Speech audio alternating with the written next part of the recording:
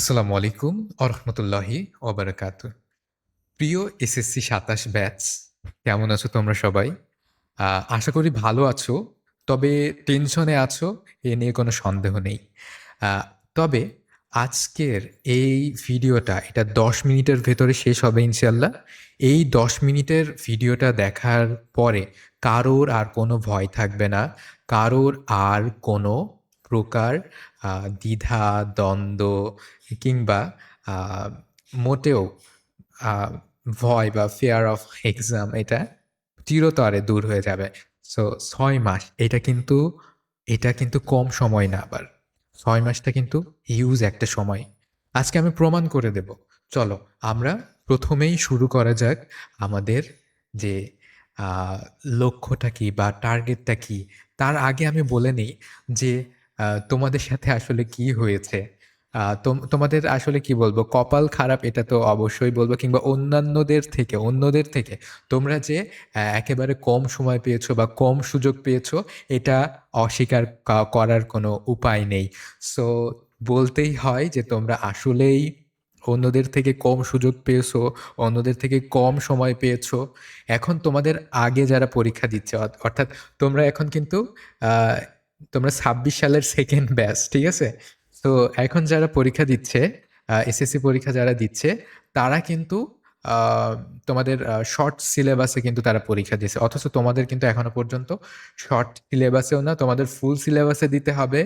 Plus তাদের থেকে অর্ধেক সময় তোমাদের কিন্তু দিতে হবে। হ্যাঁ, এটা আমরা স্বীকার করছি। তোমাদের কষ্ট, তোমাদের দুঃখ এগুলো আমরা স্বীকার করতেছি।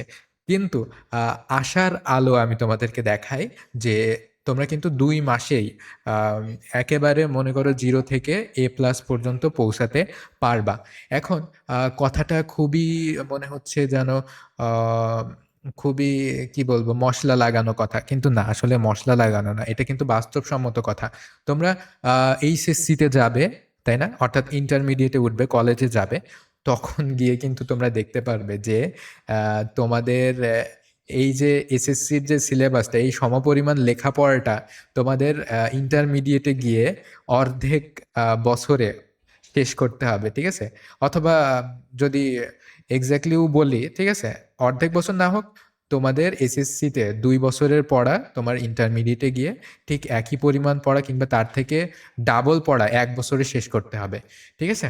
সো এটা নিয়ে মোটেও ঘাবড়ানোর কোনো দরকার নাই। কারণ তোমরা এটা আ এইবার ফেস না করো, তোমাদের ইন্টারমিডিয়েটে গিয়ে ফেস করাই লাগতো। সো ওইটার প্র্যাকটিস এখন থেকেই তোমাদের করা উচিত। আচ্ছা, আমরা তাহলে দেখব যে ফাইনাল মিশনটা আমাদের কি হবে এসএসসি ২০২৭ এর। এটা হচ্ছে আমাদের ৬ মাসের আ টার্গেট থাকবে এবং অর্ধেক সিলেবাসে পূর্ণাঙ্গ আ জয়ের আ স্মার্ট রোড ম্যাপ। এখন অর্ধেক সিলেবাস কেন বলতেছি? তোমাদের তো সম্পূর্ণ সিলেবাস। হ্যাঁ, সম্পূর্ণ সিলেবাস থাকলেও কিন্তু সম্পূর্ণ সিলেবাসের সব জায়গা থেকে কোয়েশ্চেন হবে না। এখন কোন জায়গা থেকে কোয়েশ্চেন হবে স্যার আপনি কিভাবে বুঝতেছেন? হ্যাঁ, এটা শুধু আমি না, এটা তোমরা দেখলেও কিন্তু বুঝতে পারবে। তোমরা শুধুমাত্র কোয়েশ্চেন ব্যাংকটা তোমাদের দেখবে। প্রত্যেকটা সাবজেক্টের কোয়েশ্চেন ব্যাংক দেখবে এবং প্রত্যেকটা ইয়ারের দেখবে এবং অধ্যায় ভিত্তিক যদি দেখো তাহলে তো খুবই ভালো হয় যে কিছু অধ্যায় আছে দেখবে যেগুলোতে কখনোই কোনো বোর্ডে কোনো ইয়ারে আ তোমার প্রশ্ন আ মিস করেছে এমন কিন্তু হয় না। মানে সবসময় ওই অধ্যায়গুলাতে সবগুলা বোর্ডেই কিন্তু প্রশ্ন থাকে। সো এজন্য আমাদের কি জানতে হবে? 80-20 প্রিন্সিপাল আমাদের জানতে হবে। তো 80-20 প্রিন্সিপাল বা এই যে স্ট্র্যাটেজিটা এইটা আ তোমরা অনেকেই হয়তো শুনে থাকবে। আ তো এটা একটু বলি। আমাদের আ 20% জিনিসের উপরে কিন্তু 80% জিনিস নির্ভর করে। আ যেমন এই 80-20 প্রিন্সিপালটা এটা তুমি তোমার লাইফের, তোমার জীবনের প্রায় সব জায়গাতেই কিন্তু আ দেখতে পারবে। ঠিক আছে? আচ্ছা, তো এই স্ট্র্যাটেজিটা তোমাদের এখন আর এক্সপ্লেন করতেছি না। যেহেতু এটা কোনো মোটিভেশনাল ভিডিও বা তোমার হচ্ছে কোনো তোমার হচ্ছে হ্যাকস ভিডিও না। সো আমরা এইটা বলে রাখি যে তুমি তোমার জাস্ট 20% পড়ে কি করতে পারো? 80% কিন্তু নাম্বার তুলতে পারো। ঠিক আছে? 20% এ ফোকাস করে আউটপুট কি করতে পারো? 80% কিন্তু আনতে পারো। সো এটাই হচ্ছে 80-20 স্ট্র্যাটেজি। এই স্ট্র্যাটেজিটাই হচ্ছে আমরা ফলো করব। সিলেবাসের মাত্র 50% গুরুত্বপূর্ণ অধ্যায় থেকেই কিন্তু বোর্ড পরীক্ষায় প্রায় 80% কিংবা তার বেশি কিন্তু প্রশ্ন আসে। আচ্ছা, আমি এটা এক্সপ্লেন করি। তোমাদের মনে করো সবগুলো সাবজেক্টে চ্যাপ্টার আছে মনে করো যে 12টা থেকে 14টা। এখন 12টা থেকে 14টার ভেতরে সবগুলা অধ্যায় থেকে কিন্তু প্রত্যেক বছর প্রশ্ন আসে না, প্রত্যেক বোর্ডে কিন্তু প্রশ্ন হয় না। কিন্তু তোমার হচ্ছে এই 12টা সাবজেক্টের 12টা অধ্যায়ের ভিতর থেকে দেখবা যে 6টা বা 5টা 6টা এমন কিছু হাই ভোল্টেজ অধ্যায় থাকে যেগুলা কি হয়, যেগুলা অলওয়েজ রিপিট হয়, সর্বদা কিন্তু সেগুলা রিপিট হয় বা প্রশ্ন আসে, কমন আসে। সেখান থেকে প্রত্যেকটা বোর্ডে আসবে, প্রত্যেকটা ইয়ারে আসবে। এটা তোমরা কিন্তু খেয়াল করলে দেখতে পারবা। সবকিছু অগোছালোভাবে না পড়ে সবচেয়ে গুরুত্বপূর্ণ অধ্যায়গুলো গভীরভাবে আয়ত্ত করাই হলো স্মার্ট পড়াশোনার প্রথম ধাপ। তো তোমাকে জাস্ট 50% পড়তে হবে, সিলেবাসের 50% পড়তে হবে। আমি বলতেছি না যে 50% পড়ে তুমি এক্সাম হলে যাও, এটা কিন্তু আমি বলবো না। কিন্তু 50% পড়লে তুমি যদি 100% নাম্বার করতে পারো, 50% পড়ে যদি তুমি 80% নাম্বার করতে পারো, তাহলে কেন তুমি এই 50%-এ বেশি গুরুত্ব প্রথমে দিবা না? অবশ্যই তোমাকে এই 50%-এ সব থেকে বেশি পরিমাণ গুরুত্ব দিতে হবে। জাস্ট 50% পড়েই তুমি কিন্তু A+ নিশ্চিত করে ফেলতে পারবা। তবে আমি মোটেও এটা বলছি না যে জাস্ট 50% পড়েই যাও। কিন্তু তোমাকে শুরুতে অগোছালোভাবে আবোল তাবোল যেইটা সেটা অধ্যায় আসলো, র্যান্ডমলি আমি একটা অধ্যায় ধরলাম, র্যান্ডমলি একটা অধ্যায় পড়লাম, এমন করলে কিন্তু হবে না। তোমাকে অবশ্যই সাজানো গোছানোভাবে যেগুলো সব থেকে বেশি হাই ভোল্টেজ অধ্যায়, চ্যাপ্টার, সেগুলো তোমাকে আগে ধরতে হবে, আগে শেষ করতে হবে।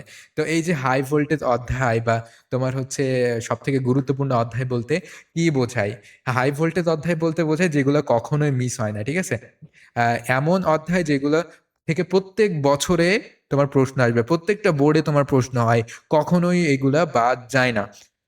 তারপরে এই অধ্যায়গুলো কিন্তু তোমার শিক্ষকদের, মানে যারা পরীক্ষা করেন, বোর্ডের যারা আছেন তাদের কিন্তু অনেক বেশি ফেভারিট। যেমন যারা শর্ট সিলেবাস মনে করো যারা তৈরি করে, গত কয়েক বছর কিন্তু শর্ট সিলেবাস থেকে হয়েছে। তো শর্ট সিলেবাস তৈরি করতে গিয়ে অবশ্যই তাদের ফেভারিট ফেভারিট অধ্যায় কিন্তু তারা দিয়েছেন, তাই না? সো শিক্ষকদের একটা ফেভারিট অধ্যায় কিন্তু আছে। বোর্ড প্রশ্ন প্রণেতা যারা আছে তাদের সবটাই তোমার হচ্ছে পছন্দের যে টপিকগুলা, সেই টপিকগুলা থেকে আমরা এই তালিকাটা তৈরি করব, হাই ভোল্টেজ অধ্যায়ের তালিকাটা। ঠিক আছে? তারপরে সেরা অধ্যায় কোনগুলা? আম সিলেবাসের অর্ধেক পড়েই আপনি কি বললাম? 80% নাম্বার তুমি তুলে ফেলতে পারবা, তাই না? সিলেবাসে জাস্ট 80% পড়েই। ওকে? আচ্ছা, আরো স্মার্টলি আমাদেরকে যদি করতে হয় বা এটা যদি আরো এনশিওর করতে হয় A+ পাওয়াটা ২ মাসের ভেতরে 50% সিলেবাস পড়ে মাত্র, তাহলে আমরা কি করব? 50% যদি আমরা সিলেবাস ফেলায়ও রাখি তারপরেও কিন্তু সম্ভব। তার জন্য কি করতে হবে? টপিক ভিত্তিক গাণিতিক সমস্যা তোমাকে সমাধান করতে হবে। বুঝতে পারছো? প্রত্যেক আ বিগত যে ৫ বছর আছে, সেই ৫ বছরে তুমি যদি বোর্ড কোয়েশ্চেন এনালাইসিস করো, দেখো, তাহলে কিন্তু দেখতে পারবা যে ওইখানে একটা প্যাটার্ন আছে, সুন্দর একটা প্যাটার্ন আছে যেগুলো কখনোই মিস হয় না। ঠিক আছে? তো তোমাকে বিগত ৫ বছরের প্রশ্নের উত্তর পড়তে হবে, প্রশ্নের সমাধান করতে হবে। তারপরে কি করতে হবে? নোট করার বদলে কি করতে হবে? ফ্লো চার্ট ব্যবহার করতে হবে। আমরা নোট করি কি? গতানুগতিক সবকিছু লিখে দিই। কিন্তু না, আমরা কিন্তু নোট করব না। আমরা ফ্লো চার্ট করব। কিভাবে ফ্লো চার্ট তৈরি করা হয়, আমরা এটা তোমাদেরকে শেখাবো। ফ্লো চার্ট করলে কি হবে? তুমি সংক্ষেপে লিখে ওইটা জাস্ট পরীক্ষার আগে ০.৫ ঘন্টা আগে তুমি দেখবা, দেখে যাবা। তাহলে ওইটা পুরোপুরি তোমার ব্রেইনে কিন্তু গেঁথে যাবে। পড়ার চাইতে কি করতে হবে? প্র্যাকটিসে তোমাকে এখন সময় দিতে হবে বেশি। তাহলে আমরা কি করেছি? টপিক ভিত্তিক গাণিতিক সমস্যা সমাধানের উপরে কিন্তু আমরা ফোকাস দিই। অলওয়েজ গৃহ পাঠশালায় কিন্তু টপিক ভিত্তিক তোমার ১ম এ বেসিক ক্লিয়ার করে, তারপরে গাণিতিক সমস্যার সমাধান করে। আচ্ছা, তারপরে আমরা বিগত ৫ বছরের কিন্তু প্রশ্ন যদি সলভ করতে পারি, তাহলে কিন্তু এখান থেকে তোমাকে A+ পাওয়া কেন, 100% পাওয়াই কেউ ঠেকাতে পারবে না। তো এটাই আমরা গুরুত্ব দিই বেশি। আর নোট তৈরি করার বদল ফ্লো চার্ট তৈরি করার ব্যাপারে গৃহ পাঠশালা সবসময় কিন্তু শিক্ষার্থীদের বলে থাকে যে, "এভাবে তোমরা ফ্লো চার্টটা তৈরি করো, তাহলে এটা তোমাদের নোটের থেকে বেশি কার্যকারী হবে।" এখন পড়ার চাইতে প্র্যাকটিসে সময় দেওয়া বেশি। প্র্যাকটিসের জন্য আমাদের ডেডিকেটেড কুইজ অ্যাপও আছে। ডেডিকেটেড কুইজ অ্যাপ বলতে এমন অ্যাপ, এমন আমাদের ডেটাবেস যেখানে তোমার প্রত্যেকটা বইয়ে, ঠিক আছে? প্রত্যেকটা বিষয়ের, প্রত্যেকটা অধ্যায়ের, আবার প্রত্যেকটা পাঠের উপরে তোমার কি থাকবে? এমসিকিউ থাকবে। আর বোর্ড বই থেকে কিন্তু সবসময় এমসিকিউ আসেই। ঠিক আছে? এমসিকিউ আসে, সংক্ষিপ্ত প্রশ্ন আসে। সবই কিন্তু বোর্ড বইয়ের ভেতর থেকেই আসবে। সো তুমি যদি বোর্ড বইটা ভালো করে পড়ো এবং বোর্ড বইয়ের প্রত্যেকটা পাঠের উপরে যদি তুমি কুইজ প্র্যাকটিস করো, তাহলে কিন্তু তোমার 25-এ 25 পাওয়া কেউ ঠেকাতে পারবে না। ঠিক আছে? তো গৃহ পাঠশালা এক্সাম অ্যাপ, এখানে কি আছে? এখানে প্রত্যেকটা বিষয়ের, প্রত্যেকটা অধ্যায়ের, এমনকি প্রত্যেকটা পাঠের উপরে আলাদা আলাদাভাবে পরীক্ষা দেওয়ার ব্যবস্থা আছে। তো এখান থেকে কি হবে? নিজের দুর্বলতা তো তুমি খুঁজে বের করতেই পারবা, এবং তোমার যে পরীক্ষার যে ভীতি, ভয়, এটা এমনিতেই কেটে যাবে। ঠিক আছে? আচ্ছা, এবার নিয়মিত পরীক্ষা দেওয়ার আসলে গুরুত্বটা কি দেখো। আমরা যত বেশি পরীক্ষা দেব তত বেশি কিন্তু আমাদের পরীক্ষার ভেতরে ভুল হবে। আর যখনই ভুল হবে তখনই কিন্তু ওইটা আমাদের ওইটা সম্পর্কে আমরা সচেতন হয়ে যাব, তাই না? আমরা ভুল থেকে কিন্তু মানুষ শেখে। সো ভুল হওয়ার সম্ভাবনা 80% কিন্তু কমে যাবে, এমনকি 100%ও কমে যেতে পারে তুমি যদি বারবার পরীক্ষা দাও পরীক্ষা থেকে। ঠিক আছে? তারপর পড়া মনে রাখার কিন্তু স্থায়িত্ব তোমার বহু গুণ বেড়ে যাবে। তুমি জাস্ট একটা অধ্যায় পড়ে ছেড়ে দিলা, ওইটা আর কখনো দেখলে না, ওইটা কিন্তু হবে না, মনে থাকবে না। এখন তুমি একটা অধ্যায় পড়ছো, পড়ে ওই অধ্যায়ের উপর একটা কুইজ দিলে, তাহলে ওইটা কিন্তু তোমার অ্যাক্টিভ রিকল হবে মেমোরিতে, তুমি যখন কুইজটা দিবা, তুমি যখন পরীক্ষাটা দিবা। তারপরে তোমার টাইম ম্যানেজমেন্ট কিন্তু খুব ভালো হবে। তুমি মনে করো যে পরীক্ষাই দাও না, এখন পরীক্ষার হলে তোমার সময় যে কিভাবে কাটবে তুমি কিন্তু এটা বুঝতে পারবা না, তোমার যদি আগে থেকে পরীক্ষা দেওয়ার প্র্যাকটিস না থাকে। তারপরে আত্মবিশ্বাস কিন্তু তোমার এগুলা হলে এমনিতেই অটোমেটিক্যালি আত্মবিশ্বাস চলে আসবে, এবং আত্মবিশ্বাসের উপরে আর কোনো কিচ্ছু নাই। তোমাকে জাস্ট কনফিডেন্ট হতে হবে, আত্মবিশ্বাসী হতে হবে। সো এই 1 থেকে 2 মাসের ভিতরে কিন্তু তুমি এই যে হাই ভোল্টেজ চ্যাপ্টারগুলা কথা বললাম, এই চ্যাপ্টারগুলো তুমি শেষ করতে পারো। সেইগুলার বেসিক কনসেপ্ট তো অবশ্যই ওইগুলা দিয়ে শুরু হবে, তাই না? সো তারপরে কি করবা? ওই যে বোর্ড প্রশ্ন সমাধান করবা, এবং অ্যাপ থেকে তোমার অধ্যায় ভিত্তিক পরীক্ষা দিতে হবে। এতে করে তোমার অধ্যায়গুলো আবার রিপিট হবে, আবার রিভিশন হবে, এবং তোমার কি বললাম যে বোর্ড প্রশ্ন, তুমি যদি বিগত 5 বছরের বোর্ড প্রশ্ন সলভ করো, তোমাকে কিচ্ছু করা লাগবে না, কোথাও কোচিং করা লাগবে না, কোথাও প্রাইভেট পড়া লাগবে না, কিচ্ছু করা লাগবে না। জাস্ট তোমার বিগত 5 বছরের প্রশ্ন যদি তুমি ভালোভাবে সমাধান করতে পারো, তাহলেই কিন্তু এটা মোর দেন এনাফ। ঠিক আছে? তারপরে তুমি কিন্তু এই কাজগুলা যখন করবা, তখন তোমার উইকনেসগুলো সামনে আসবে, এবং বারবার করে তুমি রিভিশন করতে পারবা। তো পঞ্চম মাসে এটা করবা, এবং ষষ্ঠ মাসে আমাদের কি করতে হবে? পূর্ণাঙ্গ মডেল টেস্ট এবং ফাইনাল রিটাস্ক দিতে হবে আমাদেরকে। সো এটা আমরা ষষ্ঠ মাসের যেটা, এটা কিন্তু আমাদের যে মেন টার্গেটের যে ব্যাচটা, সেখানে কিন্তু আমরা বলেছি যে পূর্ণাঙ্গ মডেল টেস্ট হবে, এবং আমরা ফাইনালি তোমার হচ্ছে সবকিছু একত্রে দেখব। Okay, so thank you so much everyone. শুরু হোক তোমার এ প্লাসের জার্নিটা।